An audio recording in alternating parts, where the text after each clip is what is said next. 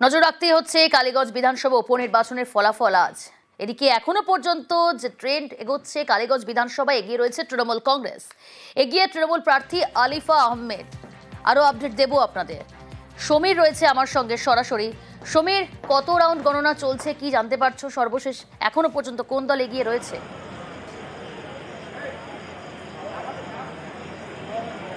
দেখো প্রিয়াঙ্কা, সপ্তম রাউন্ড গণনা শেষ হয়েছে, যেটা আমরা সূত্র মারফত জানতে পেরেছি, এবং সেখানে প্রায় 20,321 ভোটে কিন্তু তৃণমূল কংগ্রেস প্রার্থী আলিফা আহমেদ এগিয়ে আছে, এবং দ্বিতীয় স্থানে রয়েছে বিজেপি প্রার্থী, এবং তৃতীয় স্থানে রয়েছে কংগ্রেস প্রার্থী।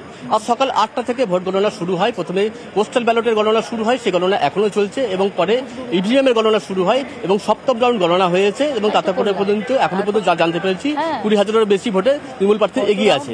মোট 23 রাউন্ড গণনা হবে, এবং দুটি ঘরে গণনা হবে, এবং প্রায় 51 জন এজেন্ট কিন্তু রয়েছে তিনটি দলের, এবং তারা সেই গণনা কার্যে সাহায্য করছেন। এর পাশাপাশি প্রায় 550 জন পুলিশ কর্মী এখানে মোতায়েন করা হয়েছে নিরাপত্তার জন্য। উপস্থিত রয়েছেন কৃষ্ণনগরের অতিরিক্ত পুলিশ সুপার গ্রামীণ এবং হেডকোয়ার্টার এবং অন্যান্য পুলিশ আধিকারিকরা।